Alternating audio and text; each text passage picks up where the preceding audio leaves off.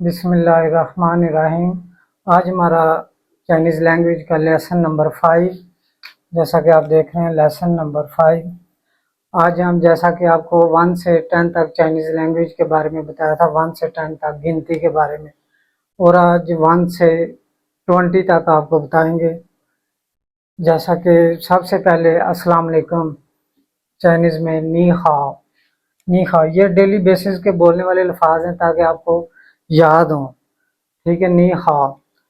ई ई आ सान से वो लेव छी बा जो शिर। जैसा कि शिर शिर को हमने मिलाना है, शिर ई, शिर आ, शिर आ, शिर सान, शिर से, शिर ओ, शिर लेव, शिर छी, शिर पा, शिर जो, आशिर।